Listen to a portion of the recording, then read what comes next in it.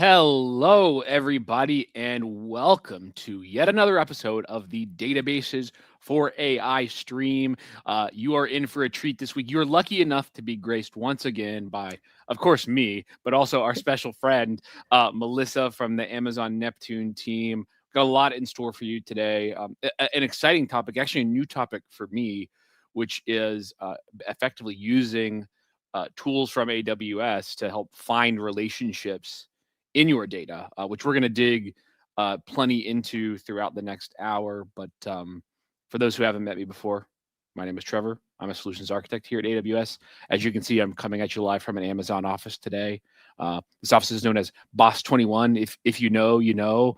But let us know where you are dialing in from in the world, and we'll throw your comments up on the screen. And we'd love to hear where you're coming in from, Melissa. For those who haven't been lucky enough to meet you yet, let them know who you are. Yep, absolutely. Thanks, Trevor. Hi, everyone. My name is Melissa. I am one of the Neptune specialist solutions architects, as Trevor mentioned. I am based out of Seattle, and I pretty much work with everything Neptune and graph related. So that's what I do. Melissa is one of the Neptune solutions architects. I would say she is the Neptune solutions architect. I might be biased though, based on the last few weeks getting to work with her. This is an exciting topic, right? So let's just level set and get into it for folks. Finding hidden relationships in S3, or let's even just say in a data lake or a data warehouse, right? When you brought this topic to me, Melissa, I was really intrigued by kind of okay, I understand in the concept, but of course, you know me. My first question was why? What is the reason to maybe look at a big corpus of data and start finding these relationships? And it led to some really interesting discussions. Would be awesome to just kind of get your top of mind, maybe share a little bit about what we're going to walk through today, what you're going to show people, and then we start talking about why folks might want to look at analyzing data over top of S3 or their data lake this way. Yep, absolutely. So over the last few weeks, I feel like we've spent a lot of time talking about graph use cases in general and kind of the general hallmarks of what makes a particular use case and data sets a good fit for graph. And so let's say we get to the situation where we do kind of realize that a graph would be a good fit for our use case. Kind of the next logical step to go from there is, well, I've got a bunch of source data sitting in my data lake, in my data warehouse. How do I go about getting that into a graph format? And I think for some people, it can feel a little bit intimidating, and it can be actually, to try to learn everything about graph, learn all the theory, kind of upskill yourself on all the different terminologies that we like to use. And then even once you get to that point, now you're like, okay, I have to go build this ETL pipeline to do the transformation. But even half a step before that, you're like, wait, I need to do the graph data modeling to even figure out how do I want to map my source data to nodes and edges? What entities and relationships should I keep in my data? What properties? There's a lot of steps, I think, that go into moving from source to graph. And that's the hurdle that we want to make easier for people. Absolutely, yeah. So it's you may have a thought, if you're running a team or in a role in an organization where it's your job to develop solutions that might need graphic, you may have a great use case for graph, like fraud investigation assistant, which we've talked about a lot. Security incident response is a great use case for fraud, but I would say it's pretty broad, is what I've learned in terms of the number of use cases that you might consider using graph for. But to your point, Melissa, it's so once you identify here's a use case that might be a good fit for graph, there's a whole lot of potential work or what I wouldn't call complexity, but maybe some perceived complexity in building out the data model. And so one of the amazing things about AWS is, of course, we build these ready-made services for customers, but when we find a problem space like this, for example, many of our customers have an S3 data lake or their data lake or data warehouse of choosing, with all of the important data in the company stored in this central location, but actually rendering that data into something that's useful for graph, as I understand, might historically have taken building out pretty complex ETL pipelines. And you really quickly get into data engineering of like, I need to take all of these tables that are structured the way that they're structured for my application and convert these into a set of relationships, or a set of new structured data that can be more compatible with graph. And so that's the problem we're going to solve for engineers, right? So I think that's what's exciting about today's topic. Yeah, I think it could enable an organization to go from use case and idea to like actual graph ready data set in action, without necessarily having to make such that big effort investment. But even sometimes it's a monetary investment to do heavy ETL jobs in something like Spark or whatever your Glue or whatever your ETL tool of choice is. Yeah, absolutely. All right. Well, you know what? I appreciate that folks are already giving us validation. Somebody says, I think I'm in the right place at the right time. So that's great. Sounds like we got some folks that are ready to learn all about graph and how you can take data that you might already have in your organization and make it graph ready. So with that, Melissa, I don't know about you. I feel pretty ready to dive into it. Yeah. Let's just dive right in to the demo. So yeah, let's start there, right? Like, I think we're going to start with kind of like how you might do this without graph, right? Yes. And I think this is maybe tell us what you're going to walk us through, and we'll get started here. Yep, absolutely. So to kind of set the problem scene, right? So I am going to start with a situation where I've got some relational data sitting somewhere. And for today's example, that somewhere is going to be essentially iceberg tables. I've got it up in Amazon Athena at the moment. And I've already loaded some transactions data, as you can see here. I've got a little table here for my iceberg, some sample fictional transactions data. And, we've talked a lot about a very common graph use case is kind of like fraud detection. And so kind of a natural example place to start is with some transactions data and digging into it and seeing what we can find. So just to give you all a sense for kind of what's in our source data and what we're working with.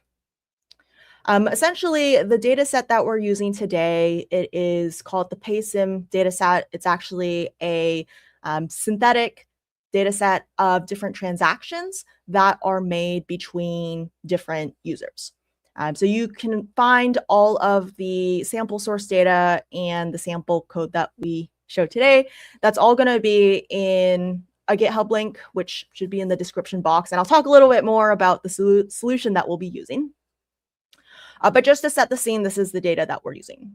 So you can see we have some information about the type of transaction that happened. So someone paid someone, or there was some cash flow or transfer in and out between a given pair of accounts. We can see that this is the originating account ID and then the ID of the account that's receiving the transaction kind of on the other end. And then we've also got some information about whether or not certain transactions have already been marked or flagged as fraud already.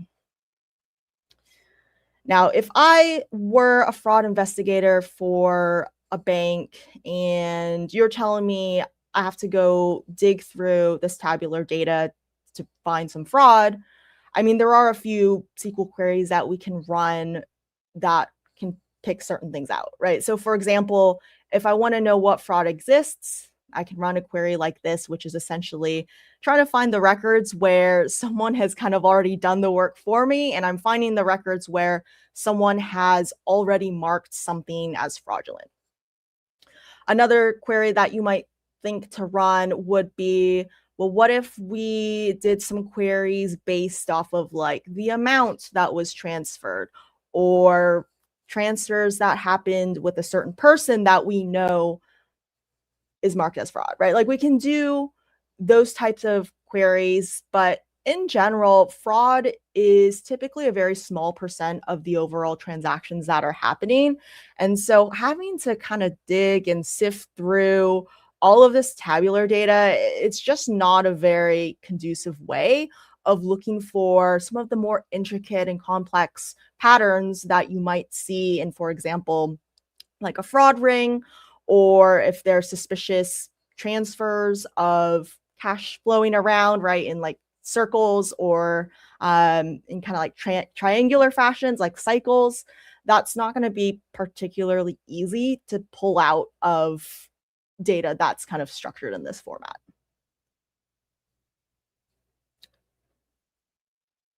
All right. Fail. So, I'm talking on mute. I was just gonna say I could see that getting very operationally heavy, right? Just in terms of the amount of data that you'd have to sift through to find something interesting, and then I think also what I'm hearing is like this data might even exist like across a number of different tables and data sources as well. Which, by the way, I'll say this is a problem I've seen with customers that are doing fraud and financial crimes investigations. I work with financial services customers.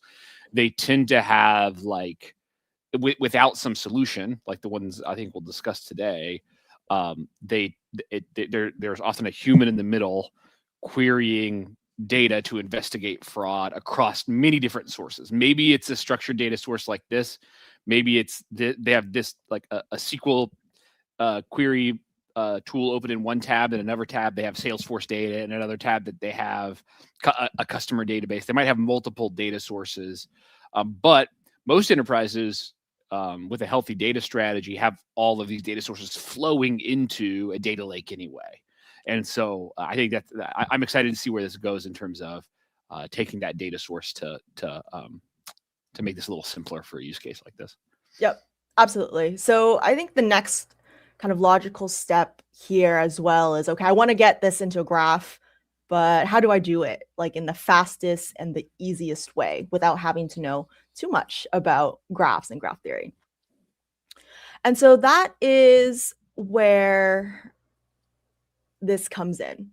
So I want to introduce you to an open source framework and tooling we have on our GitHub called NX Neptune, which NX stands for Network X, which is an open source kind of graph analytics tool that you can use for connected graph data. Another feature of NX Neptune is that it actually offers you a very straightforward way of easily moving and transforming data that is sitting in your Athena tables and then putting that into a graph store like Neptune Analytics. And so this is kind of what this flow looks like, and I'll walk through all the steps today. But essentially what is happening behind the scenes is that NX Neptune is going to use SQL queries to kind of generate projections of the source data that you have in your Athena tables, transform that on your behalf to match the Neptune bulk load format, and then also manage the ingestion and process of that data into Neptune Analytics. And then once that flow is complete, then you've got your data in a graph, and then you're ready to explore. And by the way, folks, that just as a reminder, that box that says NX Neptune, that's a tool that some Amazonians built. I posted the link to that in the chat. So if you all wanted to follow along or try this over top of an example data set or your own data set, it is there and ready for you to start experimenting with. Absolutely. And this specific notebook, which we'll put the link to in the chat as well, this will walk you through the flow of, starting from the source data, generating all the tables, doing all the magic. But really the one part that I want to focus on, which is kind of the key of how everything works, is this function right here. So this import from table is really what is going to be doing all the heavy lifting for you. And I won't run it now because I've already run a lot of things behind the scenes, but I want to take you through kind of what it is doing behind the scenes so you'll understand what is actually happening. But when it's your turn to go and run through this yourself. You don't really have to care about how all this is working behind the scenes, because this function is essentially going to go fetch the source data that is living in your source tables. It's going to do the transformation for you. It will also make sure that it gets into the right graph format. And then later on, there's also a few other additional helper functions that will help you like set up the Neptune Analytics graph and then get all that data loaded, and then you're good to go with querying. And one of our frequent Twitch watchers, Victor, I've seen this name a lot before, said more agents to be on agent identity. Right. I actually don't know exactly what he means, but what I do know is he said agents twice in one sentence. So somebody needs to get Victor $1 billion startup valuation and some VC money ASAP, because he said agents so many times. He's got to be onto something. So, Yes. sorry there, Melissa. Yeah. No, I know that's a great call out, because you can probably see, right? Hey, like now. I mean, agents are going to be part of my flow today, and I'll talk a little bit more about some integration points that I kind of thought of that would make my life easier to kind of build on to what we're already going to be showing today. And the first aspect that we're really going to touch on as far as the agents go is, you probably noticed that there's some SQL queries here, and you probably noticed that I said this function is the magic function that'll do everything for you. But wait, those SQL queries above are actually feeding into this magic function. And so, yes, this magic function, it does take in some SQL queries to be able to kind of do the mapping for you from your source data to what should be represented in Neptune in graph format. And so one thing that I've done to make my life easier, because I don't like writing SQL queries. I'm sure, Trevor, you probably don't like that either. I never learned. SQL query is one of those things I literally never learned, and AI came just in the nick of time. And it turns out I didn't have to learn it because I can just explain it to AI now. It's a lifesaver. Yeah, so that's exactly what I'm going to do here. So to help generate these SQL queries, I actually just put together a little agent flow that is going to go behind the scenes and check out what's in my Athena tables, and then based off of the DDL of whatever table I want it to generate graph data for, it's going to go and create the SQL queries for me and kind of do the graph modeling on my behalf. And so here, I can ask it, can you create some graph data for me from what is in my Athena tables? And so behind the scenes, what this looks like is I'm using the AWS data processing MCP server, which is super handy to kind of plug and play and give the agent easy access to kind of query Athena and then grab some things for us from Athena and then return back to us. And so I wasn't able to fit it all on my one screen here, but behind the scenes, I can see that it is doing a search through my Athena tables, and it should pop up shortly asking me which things I want to create. Okay, so it looks like it actually assumed that I just wanted to create a graph from a table that I have a couple different tables in Athena right now, one of which is weather data, which I don't really want in a graph format. What I really care about is actually my transactions data, right? So this is basically producing those SQL queries that are going to be used to kind of generate the projections, and then we're saving that in an S3 location to then be used as part of the Neptune import process. So normally when I'm asking these questions, literally every single time I've tested this, it's always like, oh, what table in your data catalog do you want me to do this for? It went above and beyond today and just made me SQL queries for like all the tables that I have, which you can see I've got like a movies data as well as the weather data and our fraud data. Very cool. Very cool. And so I guess to unpack this a little bit, like what this is, as I understand what this is doing is based on the tables that exist in your S3 lake, for example, the AI is kind of dynamically generating queries to help you build out the relationships between all of these, right? So it's going to pull all of this. I guess my thought is it's going to pull this data in, and then use that to build the graph relationships. Yep, absolutely. So these SQL queries can be directly plugged into this magic function Yeah. where we are passing in those queries. And that's actually a really great extension point that you mentioned, Trevor, because it's like, I originally just built this because I hate writing SQL. And I'm like, write some SQL for me. But we could even take this a step further and kind of like plug it in to the NX Neptune tool. So it's like, oh, after you make the SQL queries, go and make this call, pass in the queries that I gave you, and then, it kind of just does the flow for you. Question from Reginald or Reginaldo that I have to address. He's like, what is this app? Yo, if you've not heard of Streamlit, it's pretty legit. All right. I would say Streamlit's maybe like the front end of choice for like most AI demos and prototypes in the world today. And it defaults to like some 8,500 port range. Yeah. But yeah, Reginald, if you're building an AI project and you need to just get a quick and scrappy UI up to show whatever backend stuff you built, Streamlit is very good.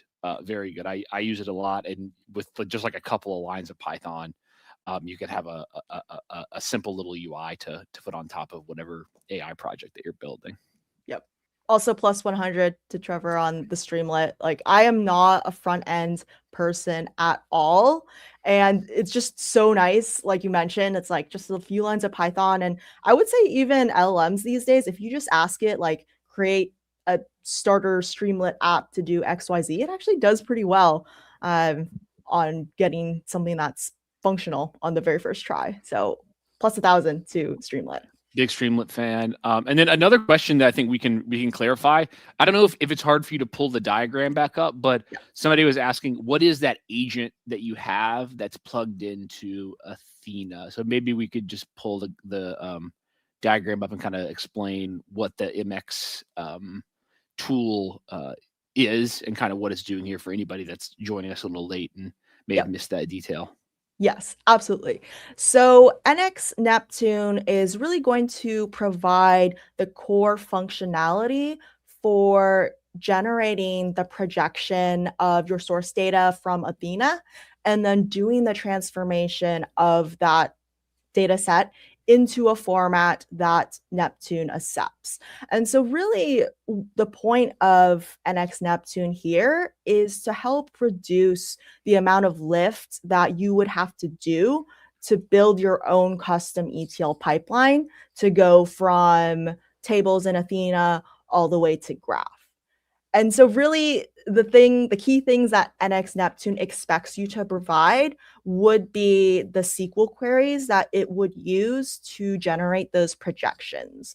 So as kind of like a little helper tool, the Streamlit app that we were just showing is to help create those SQL queries that eventually I would take those SQL queries and then pass them into that magic function that NX Neptune provides. And then once that is done, then it'll just go behind the scenes and then kind of kick off the import and then do all the load into Neptune for me. Perfect. Yeah. So that is really just some Python code to do all the data loading, not necessarily an agent itself. And for folks that if this isn't clicking for you, I did just throw the notebook in the chat so that way you all could run through this yourself. For things like this, I oftentimes find once you run through it once yourself, the synapses will start firing and it'll make a lot more sense. Awesome. Great questions so far. Keep them coming. Awesome. So I think we left off with I was showing some of these SQL queries, and normally where they would plug into is, pardon the scroll.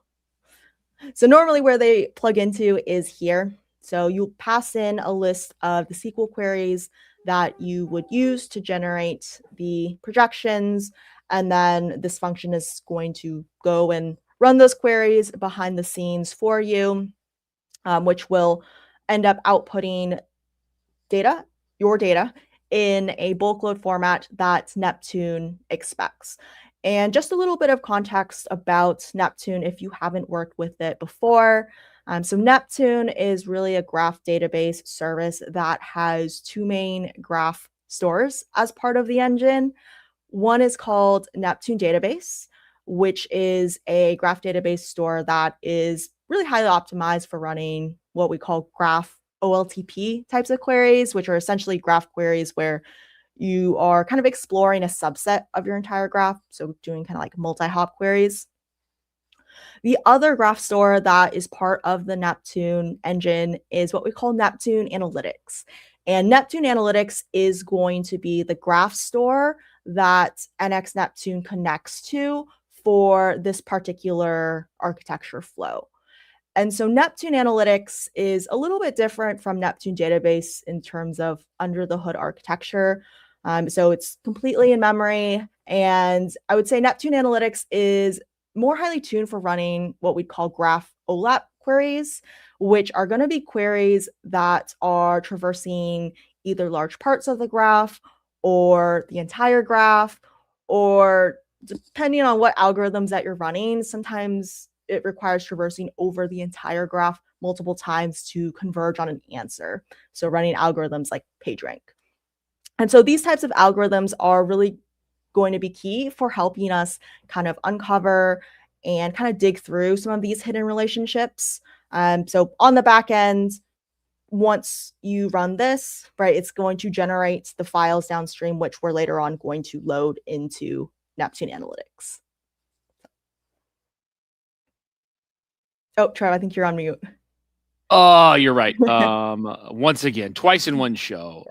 No, I just want to say, like, my takeaway on this so far, I think, is like, so while this problem that we're solving here, of finding relationships in data could be done with tools other than Neptune, or graph in general, what I'm seeing with the tool that you're showing us is just how much simpler it might be, and how much of the lift that this can help kind of automate for folks. And I think like is often the case when we dig into these graph and these streams, it doesn't feel as complex as somebody might think if they haven't worked with graph before. And that leads me into a question that we got, and I'd love to get your thoughts on this. Is basically like, do you see the kind of object key structure of S3 as like a viable way to expose relationships that something like this can find, sans the ETL? It's an interesting question from Lucian. Yeah, I mean, I think that is something that could be explored. I mean, as far as exposing implicit graph relationships, I mean, I think that's always kind of tricky because depending on how you decide to do the mapping of like entities and relationships from your source to what the graph structure would look like, that is really defining like what relationships can even exist and even be surfaced. So I think it's definitely something worth exploring if you think that those relationships between the S3 objects and key could be important for the use case that you're working on.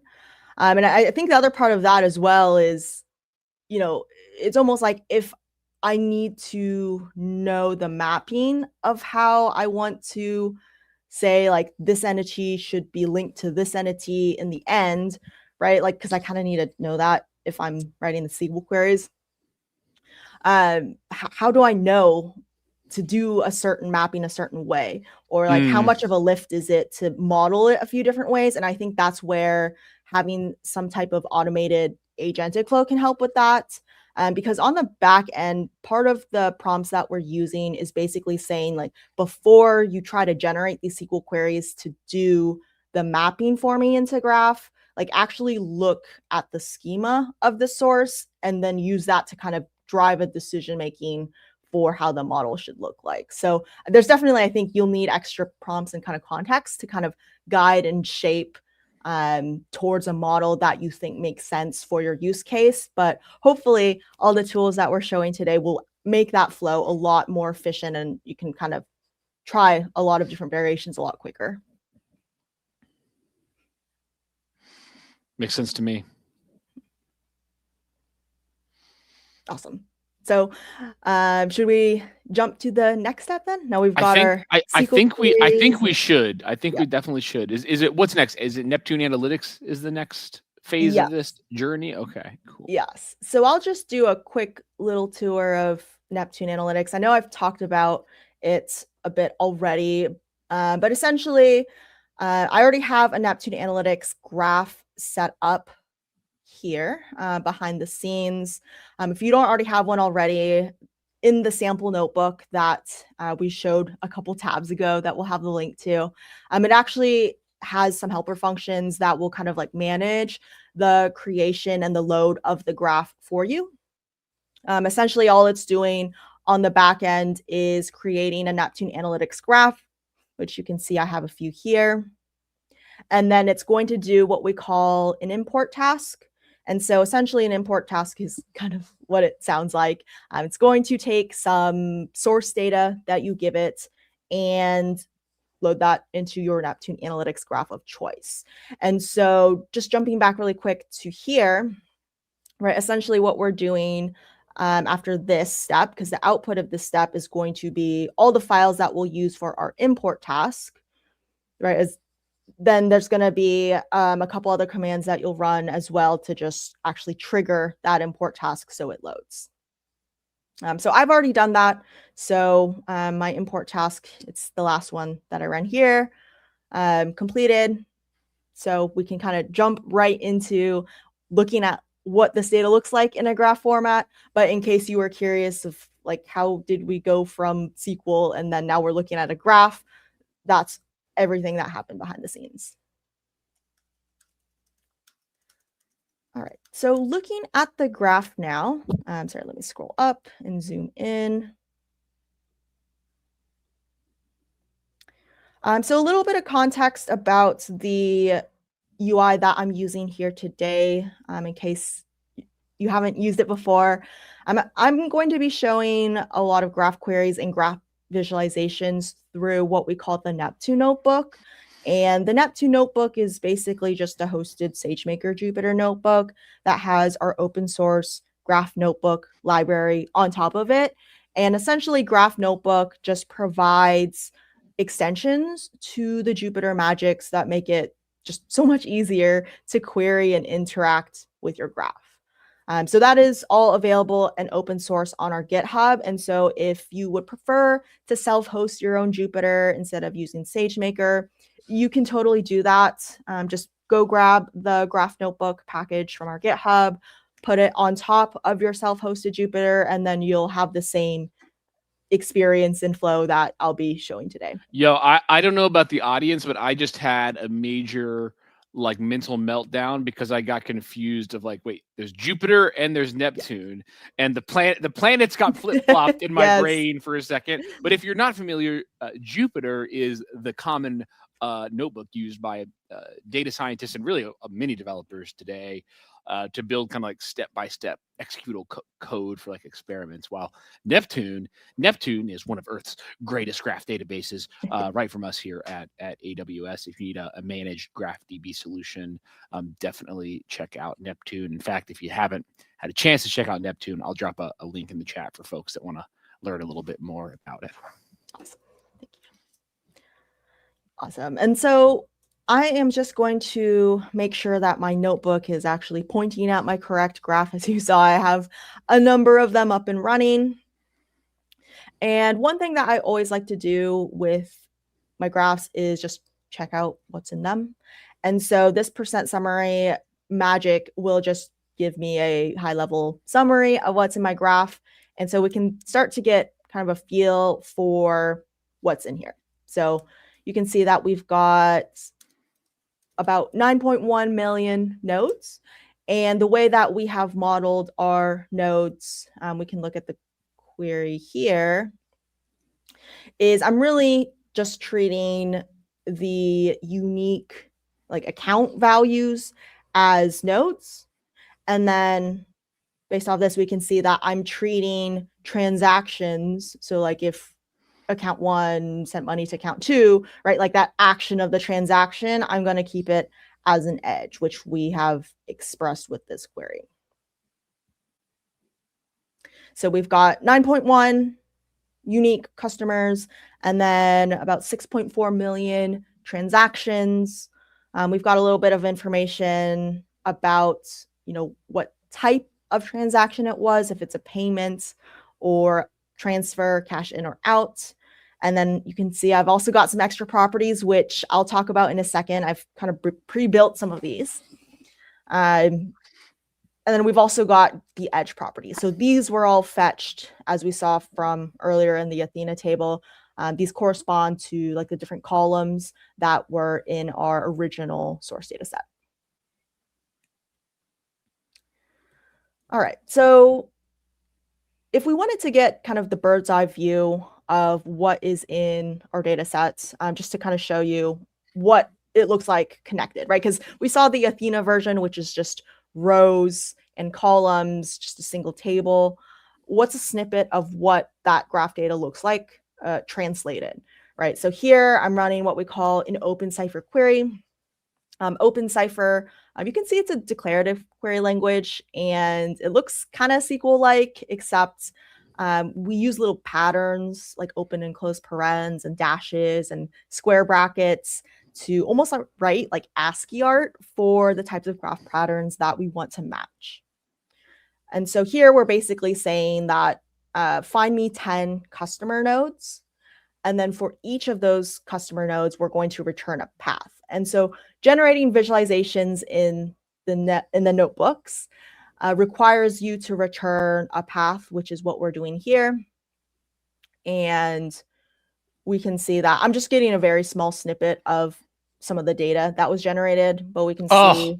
This is my favorite part. This is the most satisfying moment of any graph demo or any graph stream is the visualization of the graph relationships. This is what I live for on these streams. Yes, absolutely. Right. And especially once we start to kind of build out some more of these visualizations and then see like how all of this customer paid this customer, and then that person paid someone else, and then they paid someone else, right? You can start to kind of build out these connected visuals that it's like it's just so hard to imagine that from a tabular format. Yeah, I have a question actually. As a graph builder, do you find yourself taking this step more just to demonstrate and kind of show people, or is it something that you use when you're actually trying to get an understanding of all of the various relationships in the Neptune database that you built out? Oh yeah, no, absolutely. It's the latter. I'm such a visual person that even if it's a graph data set that I know relatively well, pretty much I can guarantee you almost like 99% of the time, the very first query I'm running is going to look something like this, which is basically like, get me X number of paths to visualize, because I like seeing how things connect. And I think that really helps hit home when I'm even trying to write graph queries to then pick out certain things that I want to look for. And is this, by the way, I've heard recently, actually, as a result of one of our streams, somebody was commenting, they mentioned GQL. Is that what this would technically be, like GQ, like GraphQL? Or is this like, I guess, what is this form for those folks who may be familiar with like SQL queries? Just kind of curious, like what do you call this type of a query? Yeah, so this particular syntax is open cipher. GQL, or the graph query language, I think that is a proposed open standard for graphs. And I can't remember off the top of my head if it's been finalized yet, but the syntax used by GQL is very similar and looks very close to that of open cipher. And so if you're already using open cipher or GQL, I would say that it's pretty easy to go between the two. Very cool. Yeah, very cool. It's funny to me that you don't like writing SQL queries, but you do like writing graph queries. Like, I bet most people have the opposite experience. Yes. And for today, I'm mainly going to show graph queries written in an open cipher, but totally another option that you could do that we've shown in the last couple of episodes is actually hooking up like an agent to your graph through something like the Neptune MCP server. And so essentially the Neptune MCP server, it exposes a few different tools that make it easy for an agent to like figure out what the schema of the graph is, so then that it can go and convert a natural language question to the open cipher query for you and then run it against Neptune for you. So you don't even have to worry about writing your own graph queries.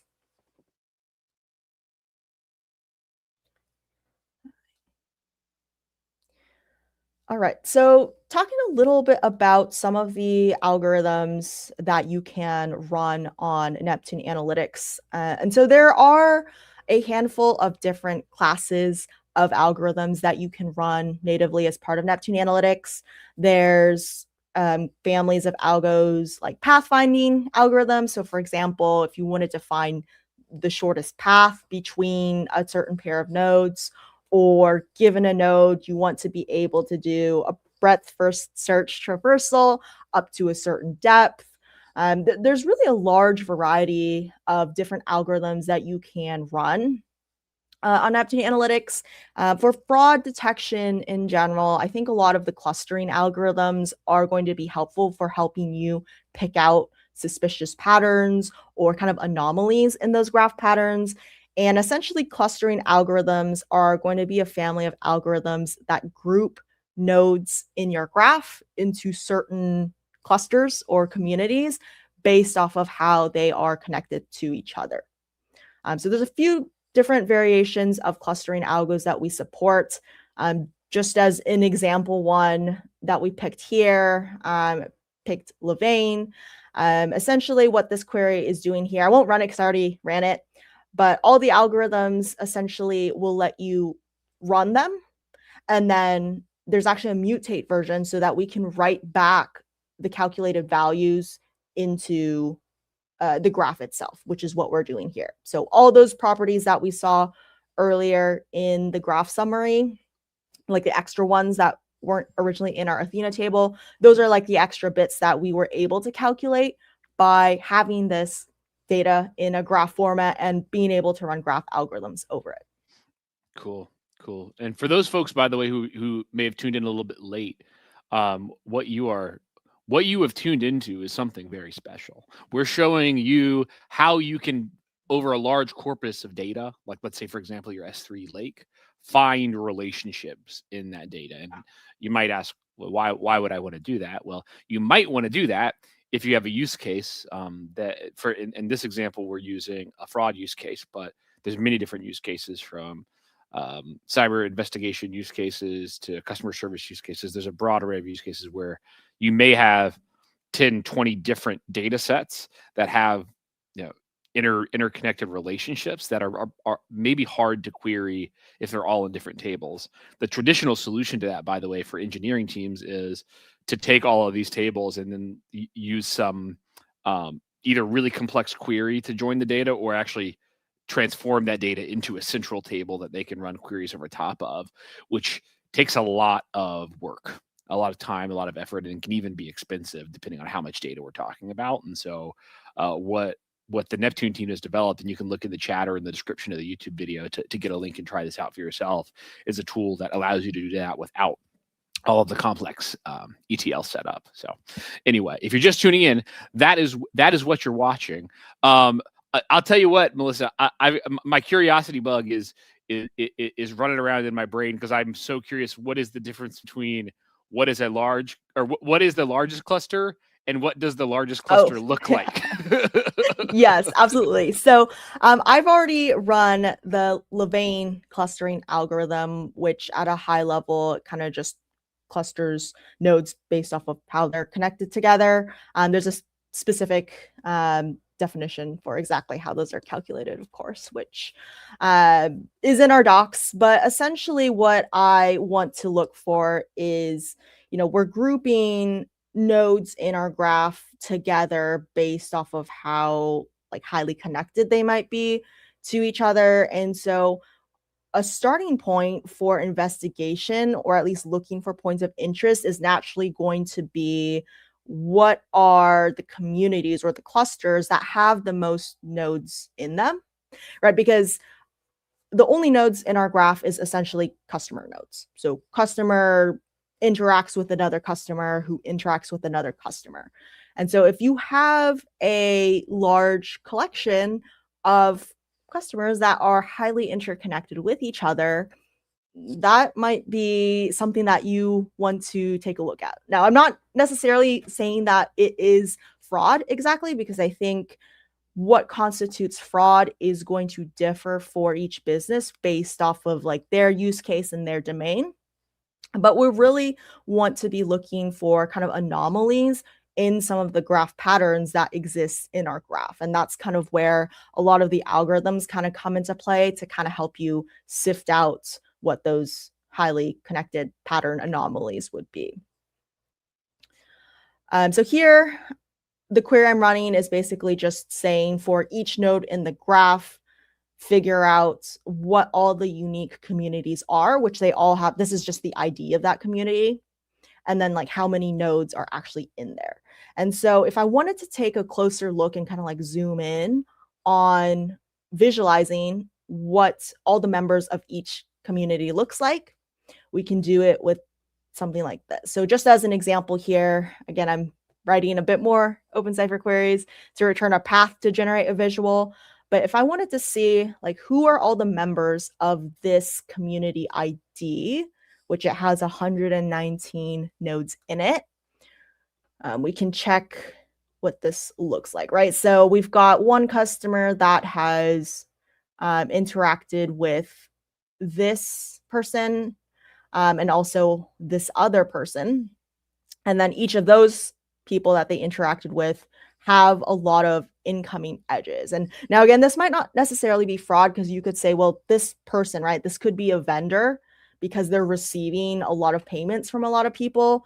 And maybe this person just happens to be another customer of these vendors, right? So not necessarily indicative of fraud, but, you know, it is kind of an anomalous pattern. I don't show it here, but we end up with a very large number, I think in the millions or high hundreds of thousands of unique communities. You know what just popped into my head as you were showing the graph is like, so I work in our fintech business, and there's a lot of crypto companies.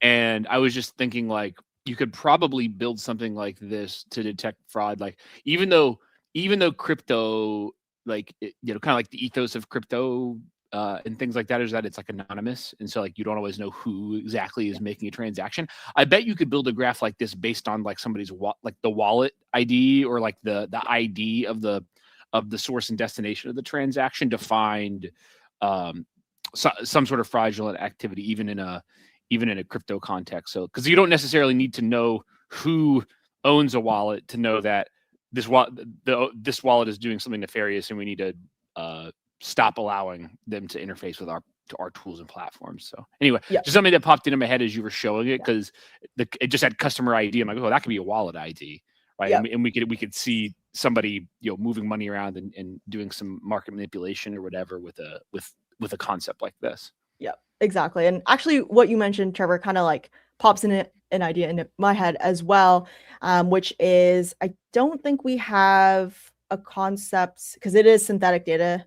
We don't really have a concept of like a timestamp on any of these, but I'm thinking like if you did have time associated with each edge, you could start almost applying filters on a lot of these queries to kind of look at certain times. So like what's the path of like transactions within a certain time window? Because like if I'm transacting with a bunch of people in a very short time window, I feel like that's more suspicious than if it was extended like over a day or something. Yeah, that's a really interesting idea, right? You might it must be. I'm sure there are techniques where bad actors are doing things in windows where they feel like they're less likely to be detected, or maybe even they're just not sophisticated and they're batching all of their trades or exchanges at one time. So that's a really good point. That it sounds like what you're saying is if we had a timestamp associated with some of these records, we could add another filter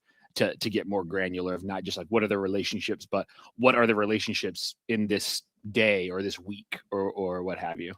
Exactly. Yes. And then to also kind of tie that back to NX Neptune, right? Like if we identified, oh, like let's start adding that time value back.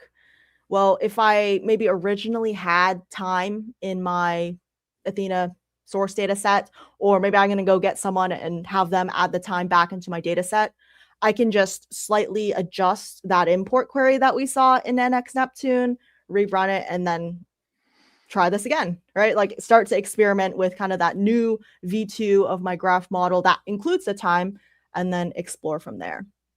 Love it. By the way, folks, if you're tuning in at the end, you are tuning into the third weekly episode, actually the fourth episode we've done focused on graph. So if you'd like a sort of deep dive or an extended class in graph, check out the description. We have all of the former streams that we've run linked there. And people, we've had a great chat today. I've appreciated the interaction.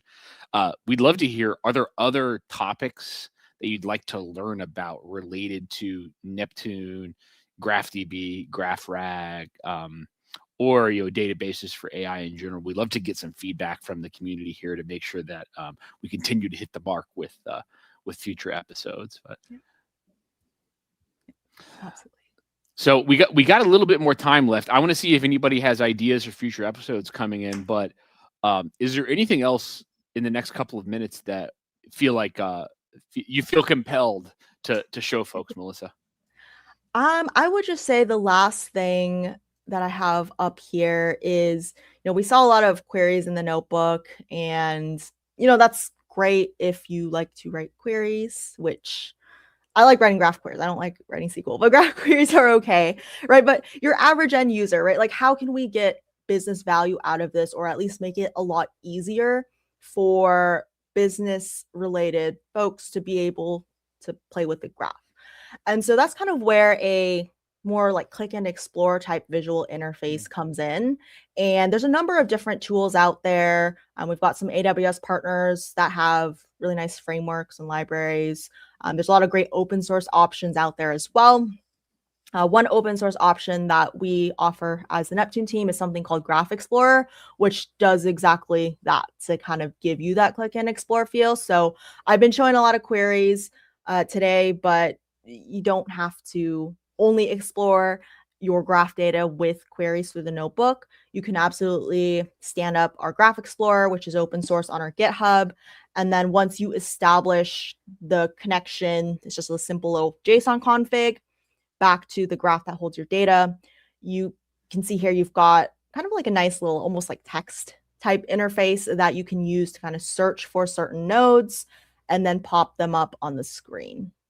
And then if you wanted to kind of expand out the visual, it's really just a matter of, double click to start to build out some of those visualizations. Well, very handy. Yeah, I could see this being useful for folks that may not necessarily know that I can't remember the name of the language that you said is used. OpenCipher. Yeah, maybe if you're still learning OpenCipher, I could see this being a really helpful way to like visualize and explore your data if you're not kind of sure what queries to build out, for example. Yeah, absolutely. Amazing.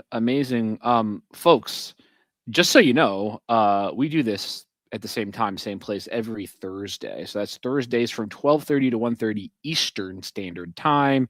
Convert that to your local time zone and join us again next week if you would like to learn more about the various ways that you can leverage databases on AWS to power your AI and big data use cases.